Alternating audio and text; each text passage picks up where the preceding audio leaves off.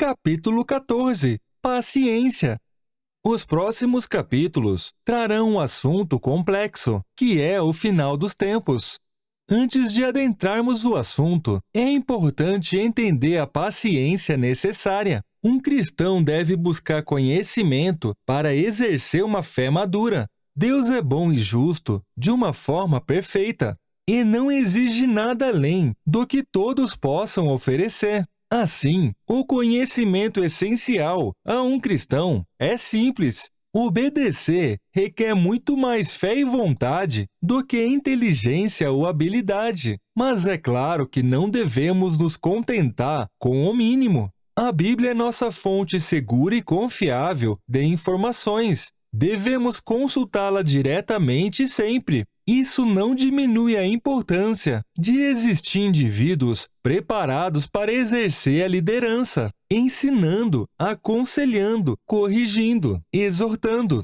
A exigência de uma liderança religiosa está prevista na Bíblia e faz parte da igreja. Vale lembrar que a igreja corresponde a cada verdadeiro cristão, e não a templos ou denominações. Ainda assim, está bem claro que devemos nos reunir como igreja, principalmente quando percebermos que o fim está próximo. Paulo avisou: não deixemos de nos reunirmos como igreja, segundo o costume de alguns, mas encorajamo-nos uns aos outros, ainda mais quando vocês veem que se aproxima o dia. Hebreus 10, versículo 25.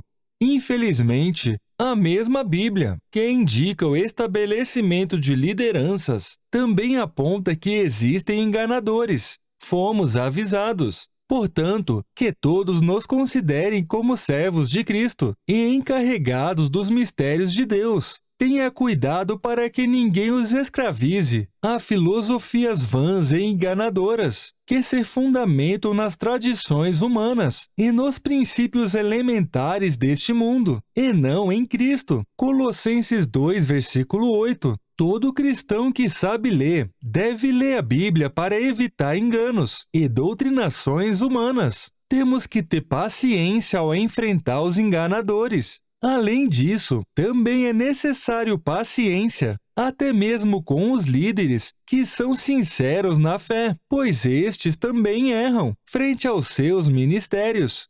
Logo conheceremos os nossos erros e acertos, conforme fomos ensinados por Cristo, porque não há nada oculto que não venha a ser revelado, e nada escondido que não venha a ser conhecido e trazido à luz. Lucas 8, versículo 17. Somos propensos ao erro, e será assim até o fim desta vida. O grande problema é quando ensinamos errado ou defendemos ideias errôneas, simplesmente por tratar-se de algo conveniente ao nosso próprio interesse. A parte boa é que o próprio Deus irá separar o bem e o mal com perfeição. Aquele que realmente crê em Cristo e busca ser fiel não tem nada a temer, pois não seremos salvos pelos próprios méritos. Ainda assim, as nossas obras serão julgadas. Fomos ensinados, porque ninguém pode colocar outro alicerce, além do que já está posto, que é Jesus Cristo.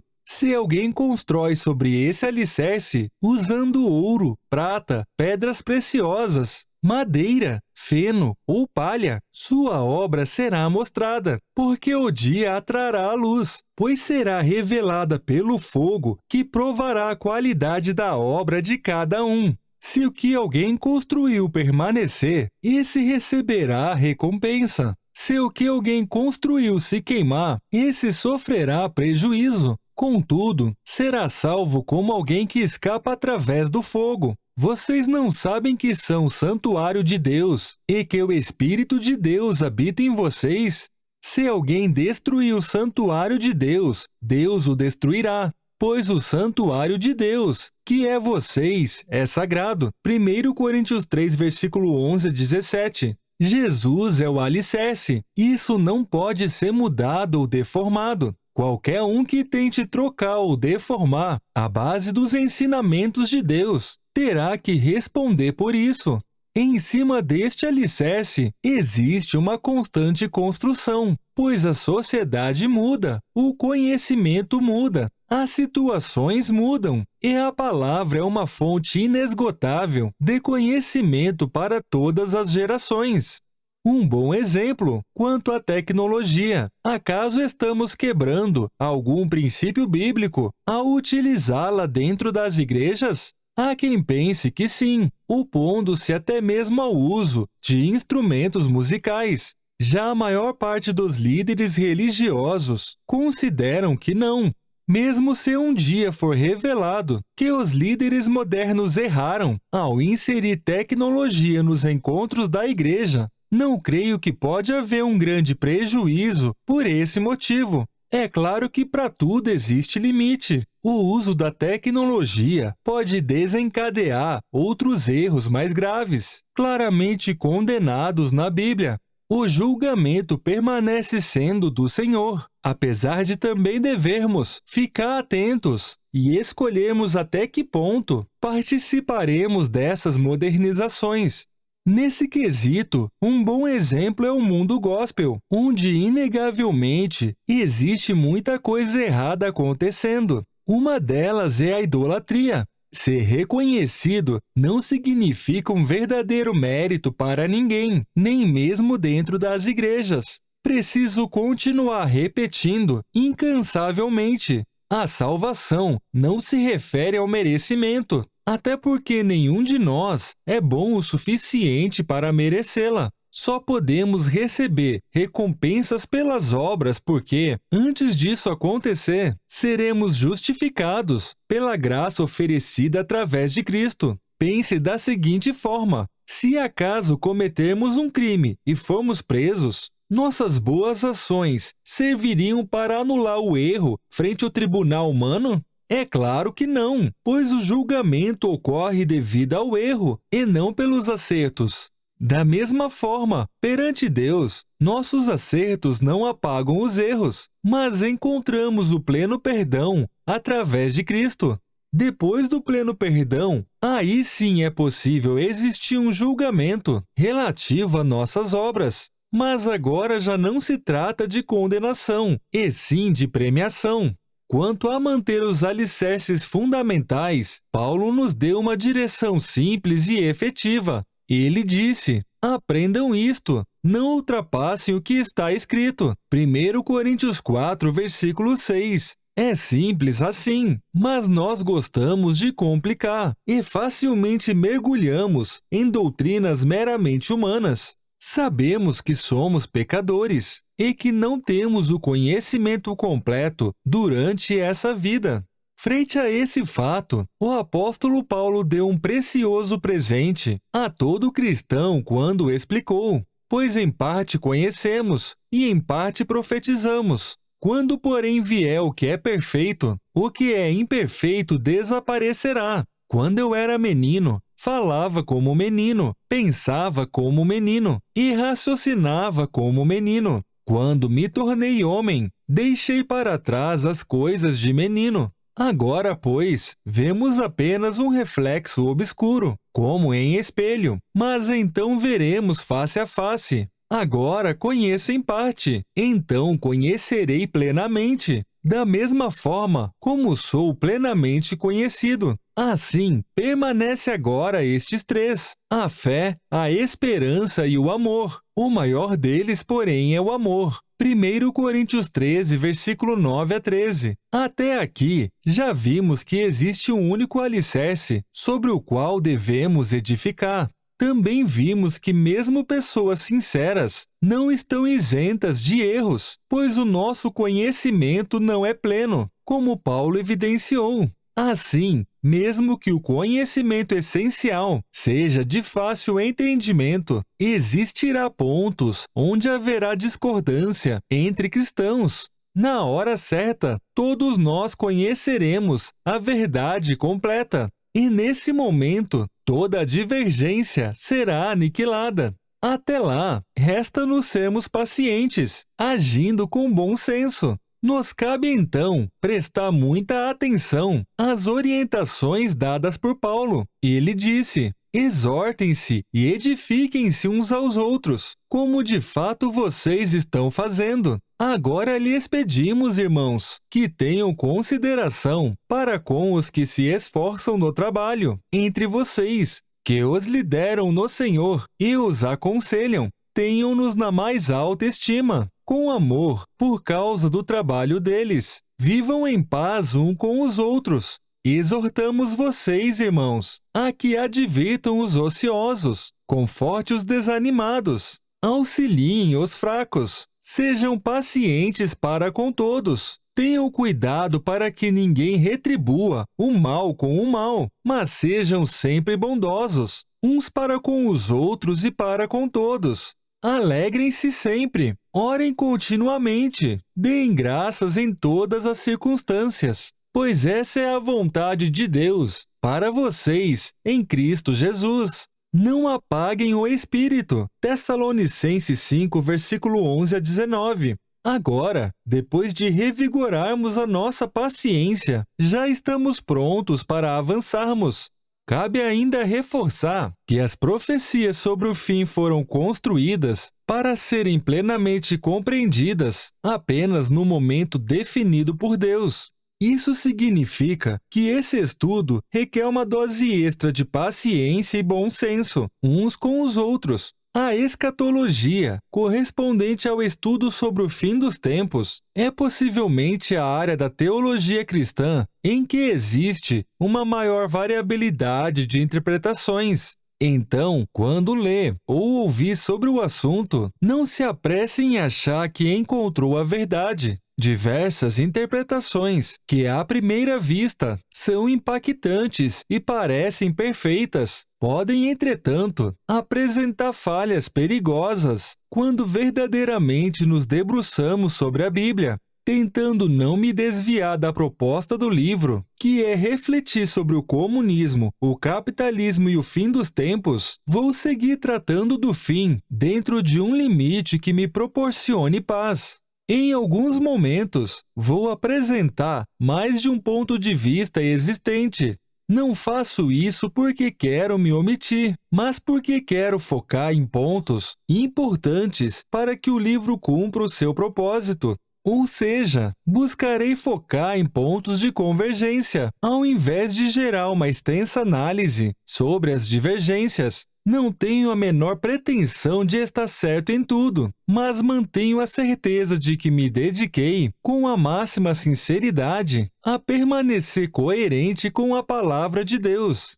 Ao buscar conhecimento acerca do fim dos tempos, um ponto fundamental é de que existem referências espalhadas pela Bíblia inteira. Todas as passagens envolvendo o assunto possuem similaridades e encaixes, gerando um belo e complexo quebra-cabeças multidimensional. Ou seja, as passagens podem ter vários significados ao mesmo tempo. Um exemplo simples de passagens que possuem mais de um significado pode ser encontrado no começo do livro de Apocalipse, onde o Senhor Jesus disse ao apóstolo João: "Escreva em um livro o que você vê, e envie a essas 7 igrejas: Éfeso, Esmirna, Pérgamo, Tiatira, Sardes, Filadélfia e Laodiceia." Apocalipse 1, versículo 11. O nome dado às igrejas corresponde ao nome da cidade onde elas se situavam. Assim, Jesus estava enviando mensagens diretas a serem repassadas para os cristãos que viviam naquele tempo.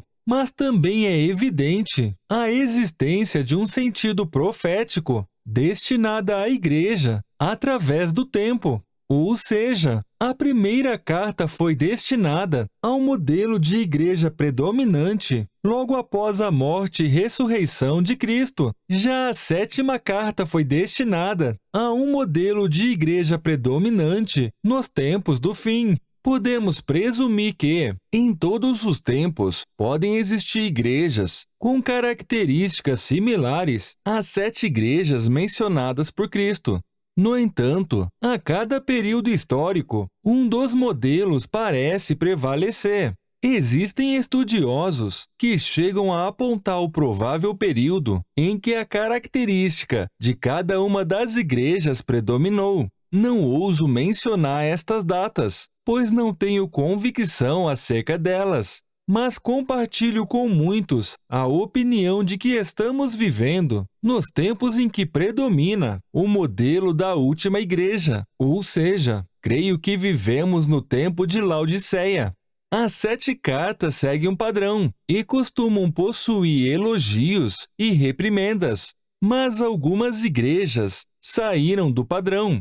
Filadélfia, por exemplo, só recebeu elogio e, por isso, é um nome tão conhecido e tão utilizado nos tempos atuais. Já Laodiceia só recebe críticas. Considero que foi a carta mais dura dentre as 7. A carta de Cristo, enviada a Laodiceia, diz: conheça as suas obras. Sei que você não é frio nem quente. Melhor seria que você fosse frio ou quente. Assim, porque você é morno, nem frio nem quente, estou a ponto de vomitá-lo de minha boca. Você diz: estou rico, adquiri riquezas e não preciso de nada. Não reconhece, porém, que é miserável, digno de compaixão, pobre, cego e que está nu. Dou-lhe este conselho: compre de mim ouro refinado no fogo, e você se tornará rico. Compre roupas brancas e vista-se para cobrir a sua vergonhosa nudez.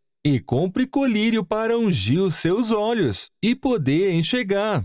Repreendo e disciplino aqueles que eu amo. Por isso, seja diligente e arrependa-se. Eis que estou à porta e bato. Se alguém ouvir a minha voz e abrir a porta, entrarei e cearei com ele, e ele comigo. Ao vencedor, darei o direito de sentar-se comigo em meu trono, assim como eu também venci e sentei-me com meu Pai em seu trono. Apocalipse 3, versículo 15 a 21.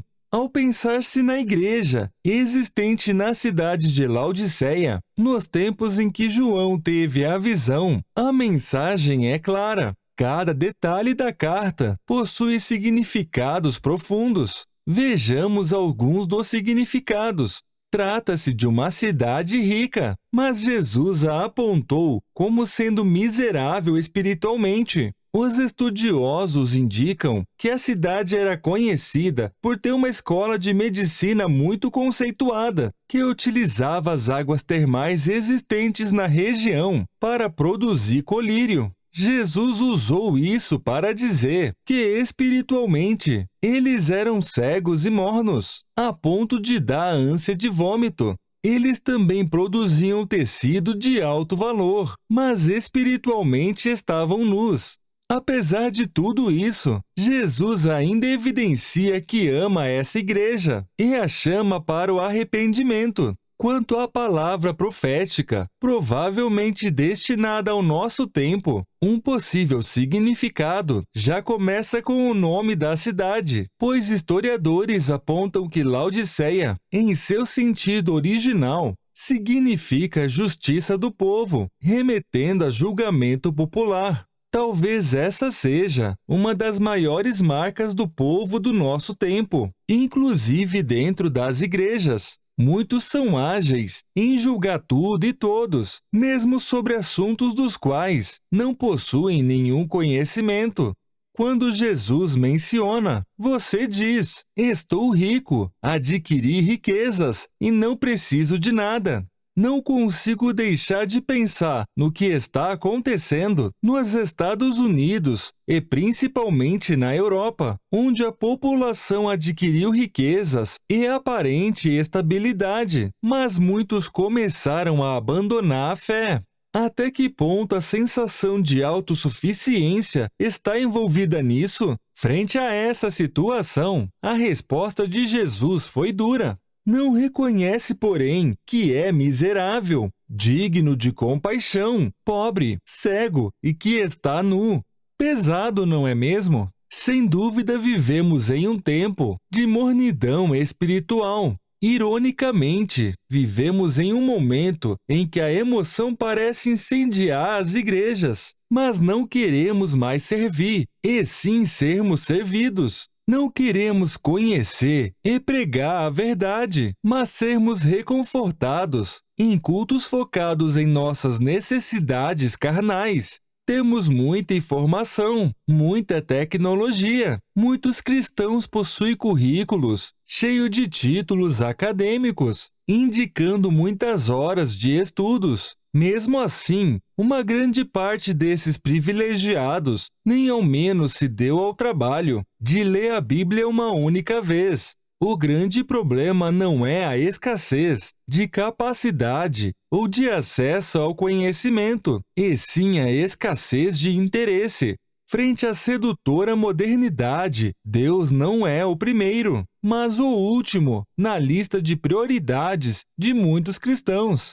Vale o aviso dado por Jesus: melhor seria se você fosse frio ou quente. Assim, porque você é morno, estou a ponto de vomitá-lo de minha boca.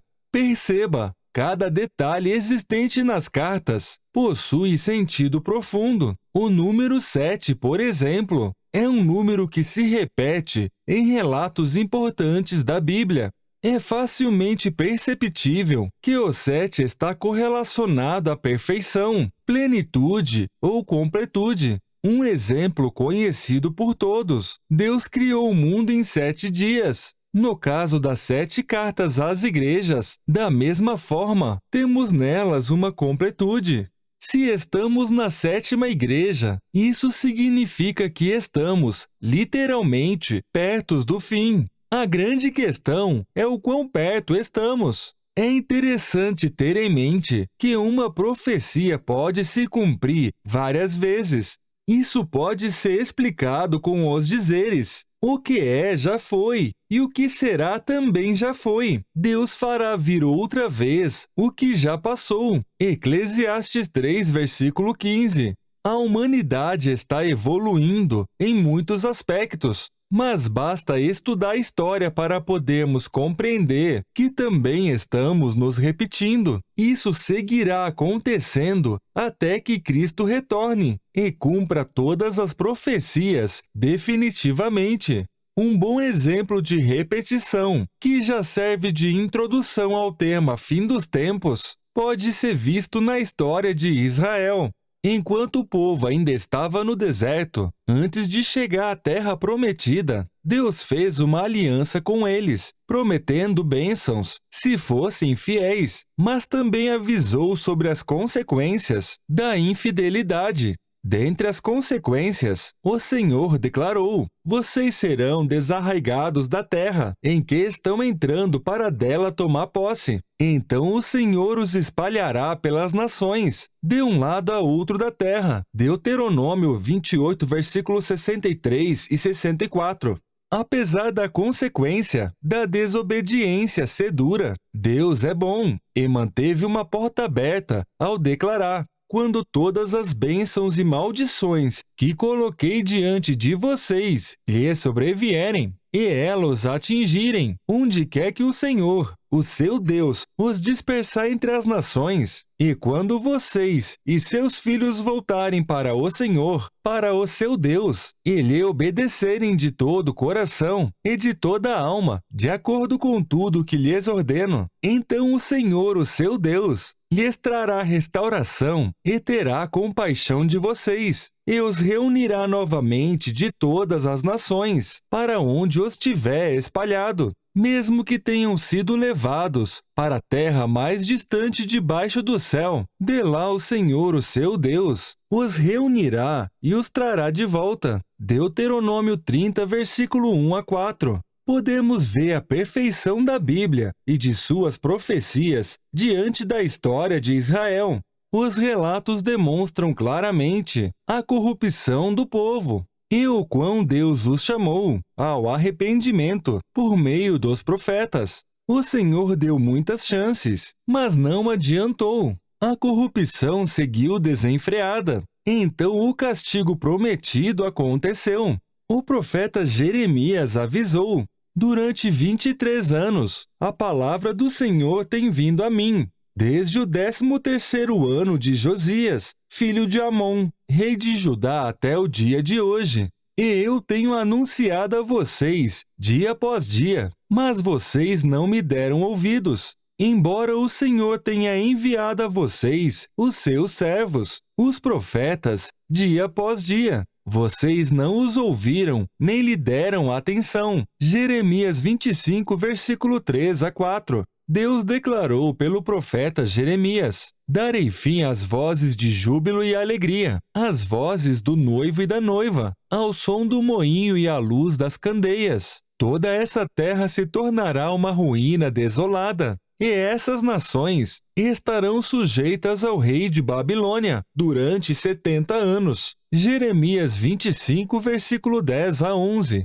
Quando Deus diz que fará algo, pode ser um acontecimento literal, através de um ato direto, ou de forma figurada, pois o Senhor é soberano, e nada acontece sem que Ele permita. Logo, Ele é Senhor em todas as coisas, inclusive diante do mal. O entendimento dessa ação indireta é relativamente simples. Temos o livre-arbítrio, e os nossos pecados sempre tendem à destruição. Se insistirmos na desobediência, então, muitas vezes, Deus nos entregará ao nosso próprio mal.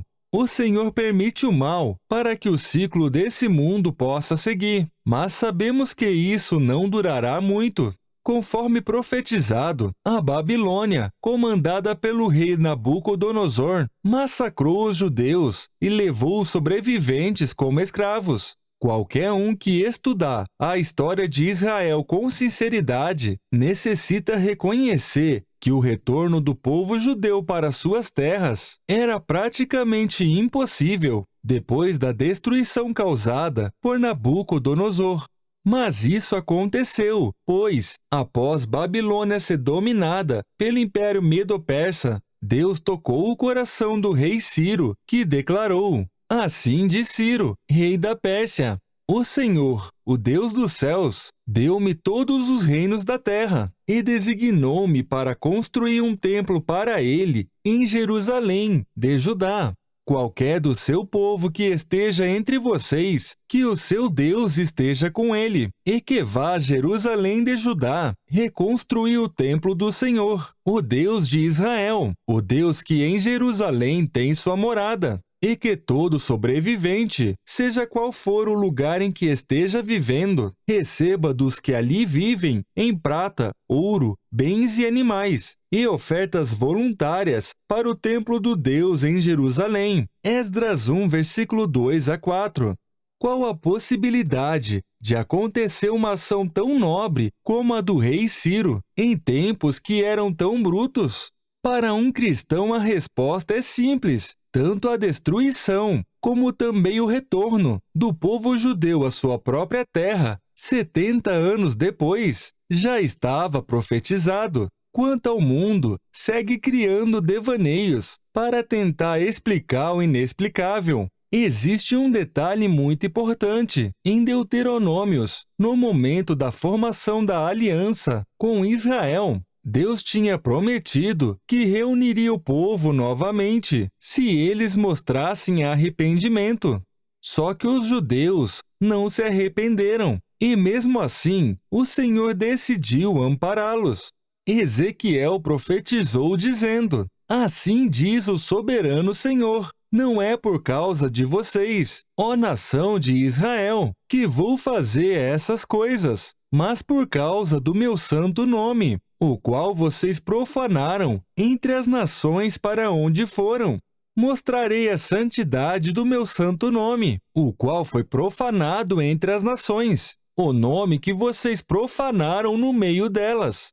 Então as nações saberão que eu sou o Senhor, palavra do soberano Senhor, quando eu me mostrar santo, por meio de vocês, diante dos olhos delas. Pois eu os tirarei das nações, os ajuntarei do meio de todas as terras, e os trarei de volta para a sua própria terra. Ezequiel 36, versículo 22 a 24. Sem arrependimento, o ciclo de corrupção e destruição inevitavelmente tendia a se repetir. No ano 70 d.C., Roma devastou os judeus, escravizou os sobreviventes e espalhou-os para muitos lugares. O interessante é perceber que o ciclo humano se repetiu, mas Deus não se repetiu, pois antes da segunda destruição, Cristo veio para formar uma aliança perfeita, que não pode ser destruída.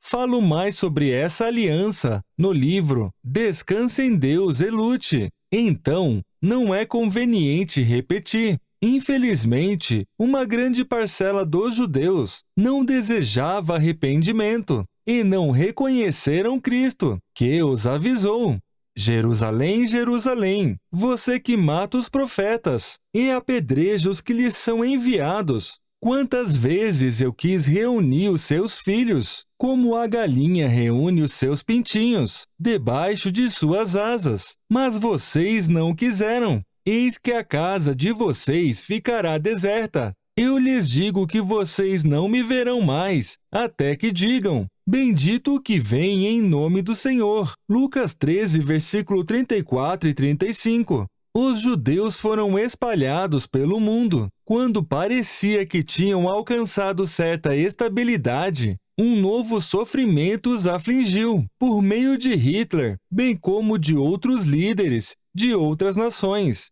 O sofrimento deles bate com o castigo profetizado frente à desobediência. Está escrito: o Senhor fará que vocês sejam derrotados pelos inimigos. Vocês irão a eles por um caminho, e por 7 fugirão, e vocês se tornarão motivo de horror para todos os reinos da terra. Os seus cadáveres servirão de alimento para todas as aves do céu e para os animais da terra, e não haverá quem os espante. Deuteronômio 28, versículo 25 a 26. De fato, o mundo todo se horroriza diante da história dos judeus. É importante deixar claro, quando um indivíduo cumpre as profecias bíblicas, não está necessariamente fazendo algo positivo. O próprio anticristo cumprirá muitas profecias. Então, tenha muito cuidado com pensamentos de julgamento. Jesus declarou: não julguem para que vocês não sejam julgados, pois da mesma forma que julgarem, vocês serão julgados. E a medida que usarem também será usada para medir vocês. Mateus 7, versículo 1 a 2. Pouco tempo depois da devastação dos judeus alcançar seu auge, o povo judeu foi renegado por muitas nações e voltou a se reunir em sua própria terra. Mais uma vez, a reunião aconteceu em uma situação que parecia impossível. Mas por que isso aconteceu? É bem provável que o aviso dado por Deus, o qual já sabemos ter se cumprido nos tempos de Babilônia, tenha voltado a valer outra vez. Vale repetir qual foi o aviso. Assim diz o soberano Senhor: não é por causa de vocês, ó nação de Israel, que vou fazer essas coisas, mas por causa do meu santo nome, o qual vocês profanaram entre as nações para onde foram. Mostrarei a santidade do meu santo nome, o qual foi profanado entre as nações, o nome que vocês profanaram no meio delas. Então as nações saberão que eu sou o Senhor. Palavra do soberano Senhor, quando eu me mostrar santo por meio de vocês diante dos olhos delas. Pois eu os tirarei das nações, os ajuntarei do meio de todas as terras, e os trarei de volta para a sua própria terra. Ezequiel 36, versículo 22 a 24. Dessa vez, o impossível aconteceu diante dos olhos e das câmeras da história contemporânea. O inexplicável continua acontecendo na nossa geração. Já estava tudo profetizado, mas o mundo segue encontrando seus próprios devaneios para justificar o injustificável. Perceba, não estamos falando de eventos cotidianos que tendem a se repetir perante a humanidade sempre. Estamos falando da repetição de eventos extremos e de acontecimentos improváveis que marcaram a história mundial. Uma das profecias bíblicas relata: quem já viu uma coisa dessas? Quem já viu tais coisas? Pode uma nação nascer num só dia, ou pode-se dar à luz a um povo num instante?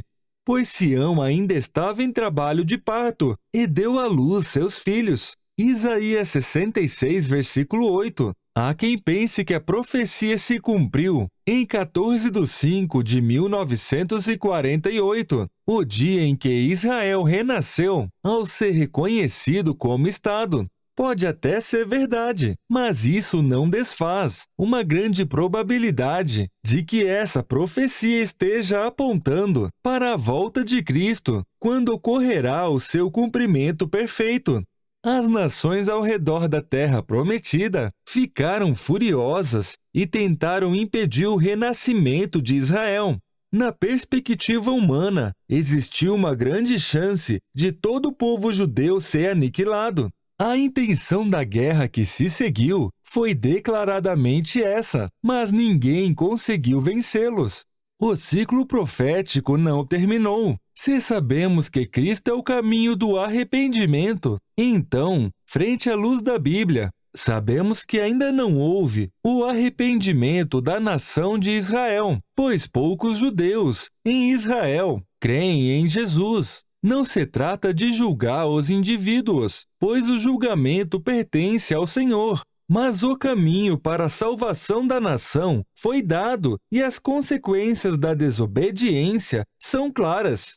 Muitos estudiosos interpretam que as profecias correlacionadas à destruição de Jerusalém não estão plenamente cumpridas. Isso significa que ainda haverá uma grande destruição, a maior de todas, que acontecerá nos momentos finais, pouco antes da volta de Cristo, como o próprio Cristo profetizou. O povo verá novamente no dia em que irá dizer: bendito o que vem em nome do Senhor. Uma boa questão é: o que ainda vai acontecer antes que os judeus estejam prontos para isso? Não sei, mas desejo a todos eles salvação.